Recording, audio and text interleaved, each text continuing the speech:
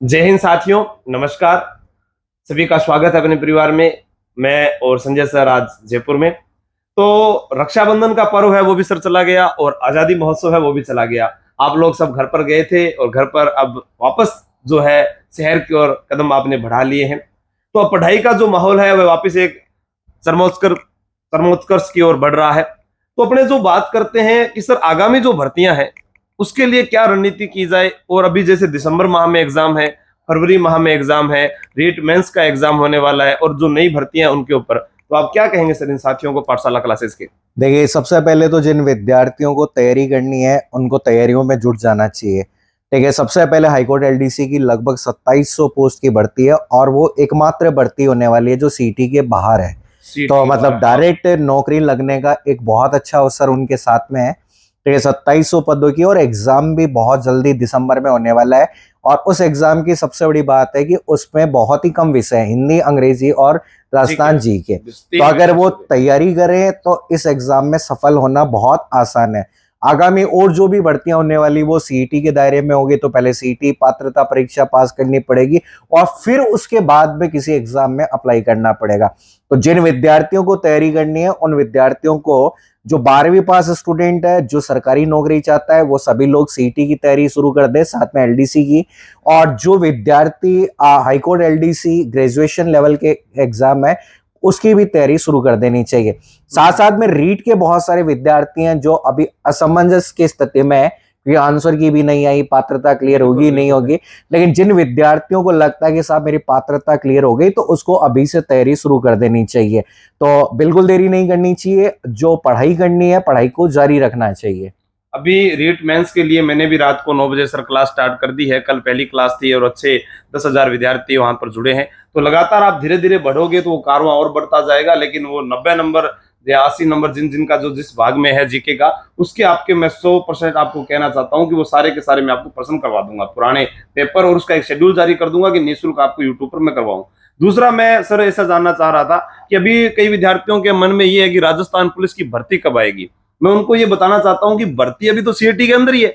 जब सीएटी के अंदर है तो भर्ती तो आ चुकी है और उसका पेपर होने वाला, उन्होंने तारीख दे रखी है। तो कई तो इस दौर में, इस फिराक में बैठे हुए हैं कि ये जब भर्ती आएगी तब हम तैयारी करेंगे। तो जो ऐसा सोचते हैं उनके लिए सर आप क्या कहेंगे? देखिए, अब जो पहले अलग अलग एग्जाम की भर्ती की तैयारी करने वाला सिस्टम था वो खत्म हो गया। सीईटी को एक फाउंडेशन बैच मानकर तैयारी शुरू कर देनी चाहिए, क्योंकि सीईटी साल में एक बार एक एग्जाम होगा और सीईटी एक एग्जाम ना होकर 19 भर्तियों का एक एग्जाम है। तो मतलब मान के चलिए एक सीईटी का पेपर खराब होने से आपकी 19 भर्तियां ऑटोमेटिकली फेल हो जाओगे आप।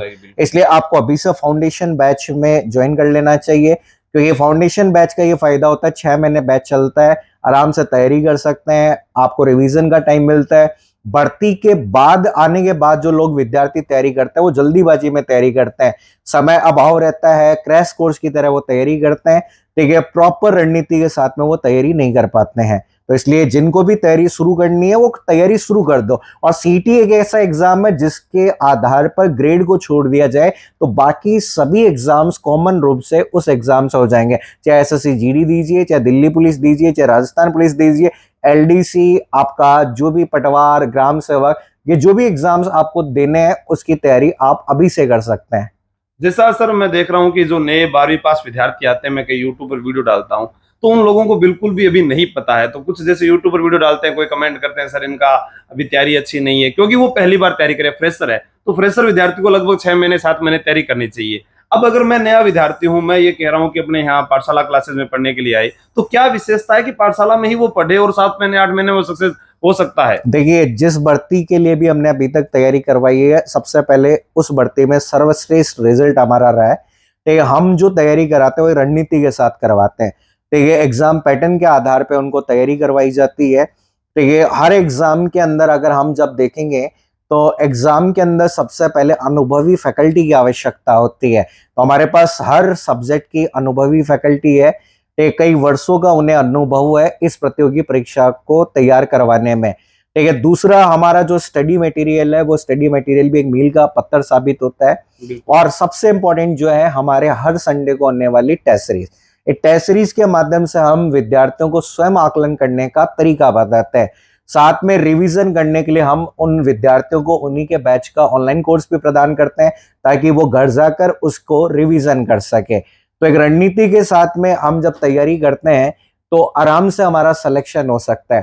ठीक है, वैसे तो सेल्फ स्टडी सबसे इंपॉर्टेंट है, ठीक है, सेल्फ स्टडी सबसे महत्वपूर्ण है, ठीक है, लेकिन अगर आपको एक सही मार्गदर्शन मिल जाए तो उस मंजिल तक पहुंचना थोड़ा आसान हो जाता है। अब सेल्फ स्टडी की बात करें, कोई पहली बार तैयारी कर रहा है, मान लो जैसे आपके वीडियो देखते हैं, जैसे उन्होंने पूछा मैंने भाई जाम्बो जी के द्वारा कितने नियम बताए गए, तो उनको ये नहीं पता भी 26 है या 29 है, क्योंकि वो फर्स्ट टाइम तैयारी कर रहे हैं। राजस्थान की राजधानी कब बनाई गई, उन्हें ये नॉर्मल पर्सन भी नहीं आ रहे, तो उन विद्यार्थियों को पहले तैयारी करनी चाहिए। तो मैं आपको बताना चाहूंगा कि कल सेमिनार भी है 17 तारीख को रीट शिक्षक भर्ती मेंस के लिए। हमारी जीके की जो बेहतरीन टीम है राजस्थान में वह आपके साथ जुड़ेगी कल, और एलडीसी, हाईकोर्ट और राजस्थान पुलिस, इन सभी के जो कल से नया बैच प्रारंभ होने वाला है, टाइम कैसे 9:15 बजे 9:15 बजे, वह आप यहाँ पर पाठशाला क्लासेस त्रिवेणी चौराहा जयपुर सादर आमंत्रित हैं। आप आइएगा, अपने भाई बहन के साथ आइएगा और पूछ कर आइएगा कि क्या है, क्योंकि एक जैसे ही आप प्रवेश लेते हैं उसके बाद में आपको 1 वर्ष ये जो कोर्स आपको अपडेट कर दिया जाता है, 1 साल तक आप पढ़ाई कीजिएगा।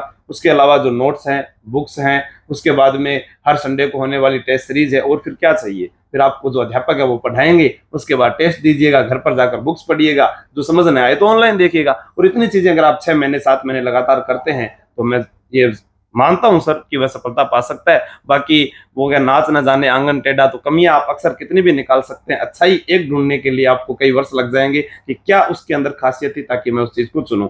सर क्या, क्योंकि देखो एकदम सही बात है कि हर प्रतियोगी परीक्षा में लाखों विद्यार्थी एग्जाम देते हैं और सफल मात्र 1% या 2% विद्यार्थी हो पाते हैं। तो हम आजकल मेंटली प्रिपेयर रहते हैं कि 99% लोगों हमारे कोई ना कोई कमी जरूर निकाल लेंगे, और कमियां उसी में निकाली जाती है या फिर कमियां उसी की गिनाई जा सकती है जो काम करता है।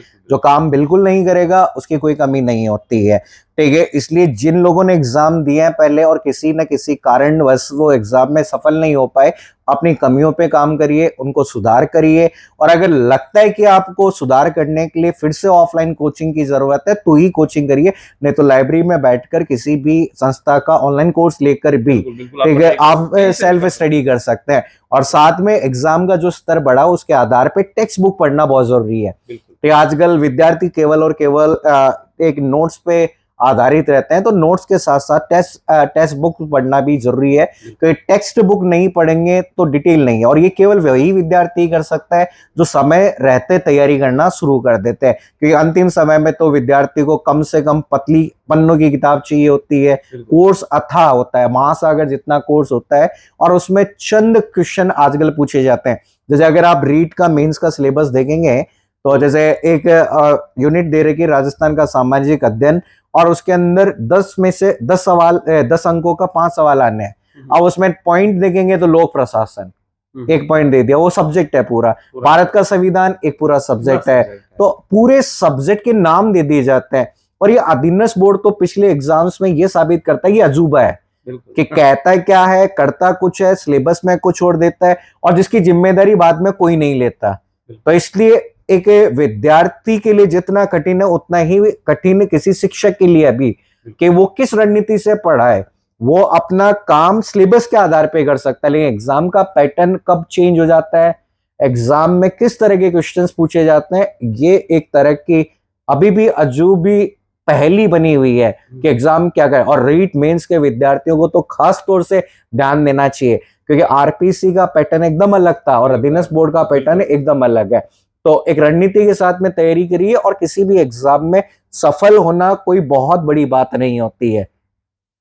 ठीक है दोस्तों, तो आज के लिए इतना ही है। और नोट्स हैं जो हमने आपको उपलब्ध करवा दिए थे, उसमें भी कुछ कह रहे थे सर नोट्स डाउनलोड नहीं हो रहे हैं सर, तो आपको बता दूं कि जब आपको खाना ही हम खिला रहे हैं तो वैसा नहीं कि तोड़कर आपके मुंह में भी खिलाया जाए, थोड़ी बहुत मेहनत आप भी कीजिए, उन नोट्सों को आप लिखिएगा।